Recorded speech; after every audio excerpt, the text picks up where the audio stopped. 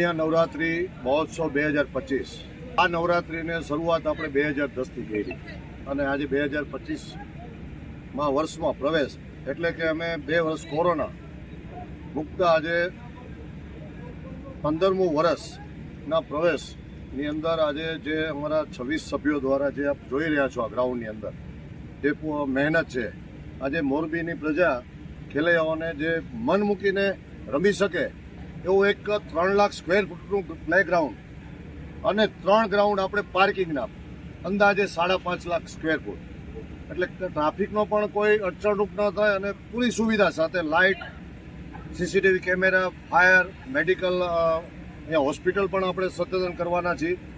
એ સિવાય અમારી જે ઓર્કેસ્ટ્રા ટીમ છે એ આપણે રાજકોટથી છે, લાસ્ટ 3 વર્ષથી આપણે અહીંયા આવે છે. એ બહુ હિન્દુત્વ આપણા જે કહેવાય ને હિન્દુના તહેવારમાં હિન્દુઓ છો ઉમિયા પાટીદાર કે જે પણ સમાજ છે અમારો એમાં પહેલેથી નક્કી કર્યું કે હિન્દુઓનો તહેવાર હિન્દુએ મનાવે એ અમે પહેલેથી આ રાખ્યું છે અને શરૂઆત આપણે 3 વર્ષથી આ કરી નાખ્યું છે.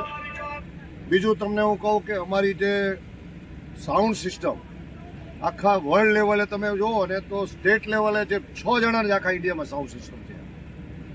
માર્ટિન લંડન મેક જે માર્ટિન ઓડિયો છે એ આપણી આ બીજા વર્ષમાં આવી છે અને બહુ એક જે કહેવાય ને સાઉન્ડ 5-5 કિલોમીટર સુધી એનું આજે વોઇસ કાઢવો તો કરી શકી, પણ અમે આજે એવી વ્યવસ્થા કરી કે આપણે ગ્રાઉન્ડની અંદર રમતા હોય એ લોકોને સંભળાય. એની ટેકનિકલ એવી બધી છે જોરદાર, એ ગ્રાઉન્ડમાં રમતા હોય એને સંભળાય, બહાર રોડ ઉપર પણ એનો અવાજ ન આવે જેથી કરીને બીજા કોઈ ખલેલ ના પહોંચે. અમે આજે 8:30 વાગે આપણે આરતી કરી દઈશું અને સરકારના નીતિ નિયમ, રૂલ્સ રેગ્યુલેશન મુજબ આપણે પૂરું કરી દઈશું. આ અમારા બધાનો કમિટીનો નિર્ણય છે. પટેલ સમાજ આજે ઉમિયા નવરાત્રિ પરિવાર અમારી જે સમિતિ દ્વારા જે આયોજન કરે છે, કાંઈ પણ કોઈને તકલીફ ન પડે એના માટે અમે સિક્યુરિટી, પર્સનલ પ્રાઇવેટ સિક્યુરિટી પણ રાખેલી છે. એના માટે રોડથી તમે જોઈ રહ્યા છો લાઇટિંગ પણ અમે પોલ જે આપણા રેગ્યુલર કેનાલ રોડ ઉપર એને પણ આપણે લાઇટિંગથી સજાવ્યા છે જેથી કરીને કોઈ ડિસ્ટર્બ ના થાય.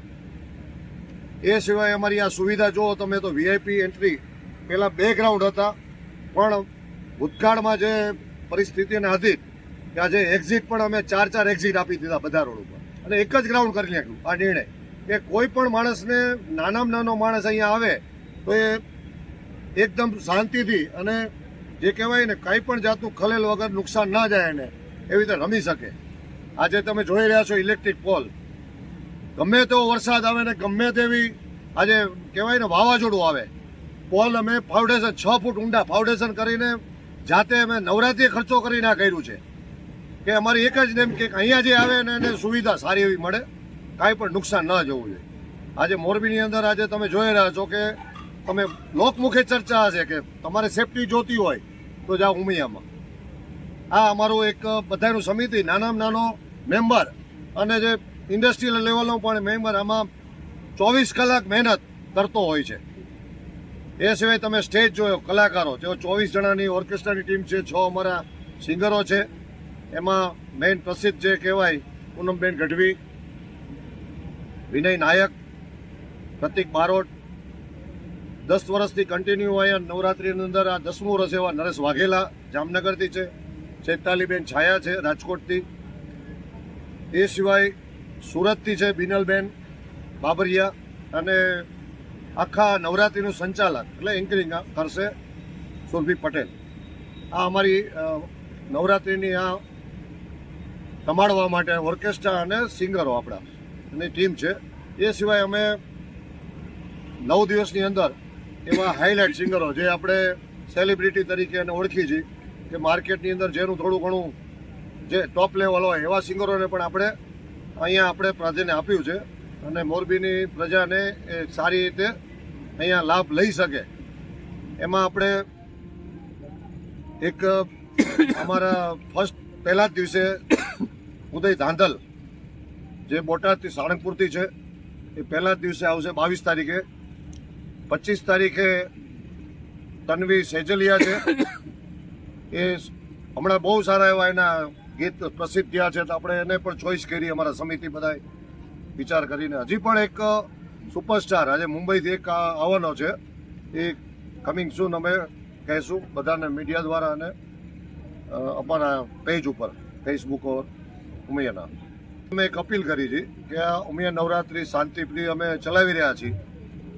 આવતા દિવસોમાં ભૂતકાળ તો કાંઈ થયું નથી પણ ભવિષ્યમાં પણ ના થાય એવી રીતે અમે દરેક મેમ્બરો અને લોકપ્રિય મોરબીની જનતાને એવું કહેવા માંગીએ કે અહીંયા ફેમિલી સાથે આવો, તમે કોઈને ખલેલ ના થાય એવી રીતે તમે રમો અને જેને જોવું છે એ શાંતિથી જોવો. એ બેવાની વ્યવસ્થા છે, અહીંયા વીઆઈપી પણ વ્યવસ્થા છે અને ચેર પણ છે, બંને છે. સારું એવું ફૂડનું પણ આયોજન કર્યું છે આપણે કે એ આપણે બંસીવાલા જે સારામાં સારી જે ચેઇન હોય અહીંયા એ લોકોને આપણે ઇન્વાઇટ કર્યા છે કે ભાઈ સારામાં સારું ફૂડ મળે. આપણે જેવું તેવું ફૂડ નથી કરો, અહીંયાથી 9 દિવસ તમે અહીંયા આવો, રમો અને જરૂર પડે તો એ ફૂડ કરો અને તમને તકલીફ શરીરને નુકસાન ન થાય એવું આપણે ફૂડની પણ વ્યવસ્થા કરવામાં આવી છે. અમે દર વર્ષે કંઈક ને કંઈક કરતા જ હોઈએ છીએ. અમે કંઈ નિર્ણય નથી હોતા કે અમારે આ જ કરવું એમ. કોઈ અમે નફા નુકસાની કોઈ ડિક્લેર નથી કરતા.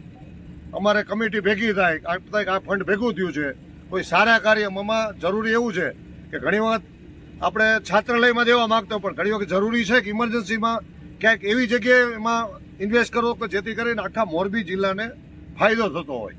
કે આજે અમે હમણાં લાસ્ટ યર 51 લાખ રૂપિયા અમે જે ફંડ કર્યું તો એમાં 5 આગેવાનો આવીને કીધું કે અમદાવાદમાં જે આપણી દીકરીઓ જે હોસ્ટેલની જગ્યાએ બીજી એવી જેવી જગ્યાએ રહે છે, ખોટા પૈસા વેડફાય છે અને સેફટી પણ નથી, તો અમે તરત જ કમિટી નિર્ણય કરીને ઓન ધી સ્પોટ બોલો તમારે કેટલા જોઈએ છે રૂપિયા, તરત અમે 51 લાખ રૂપિયાનું ફંડ ઓન ધી સ્પોટ આપી દીધું. અને તમે અત્યારે સ્કૂલ સંસ્થા ચાલુ થઈ ગઈ છે, 144 દીકરીઓ ત્યાં અત્યારે રહે છે અને એકદમ સેફટી સાથે. આવું ફંડ અમે અનેક વાર આપ્યું છે, એ અમે જાહેરાત પણ કરતા હોઈએ છીએ. પણ અમારી કમિટીનો એક નેમ હોય છે કે ભાઈ ફંડ આપવું અને જાહેરાતું ખોટી. એક વખત બધા આખા મોરબીને ખબર છે કે જે કરે છે ઉમિયા નવરાત્રિ સારું જ કરતી હોય છે. આ બધા પાસે મેસેજ આપ મીડિયા દ્વારા એક એવો મેસેજ કરજો. અમારી વિનંતી બી છે કે અહીંયા સારી વ્યક્તિ આવે, કોઈ ઝઘડાખોર તમે કોઈ એવું કોઈ પદાર્થ લઈને ના આવો કે જેથી કરીને કમિટીને અને પ્રજાને ડિસ્ટર્બ થાય. બસ એવી અપીલ છે અમારી.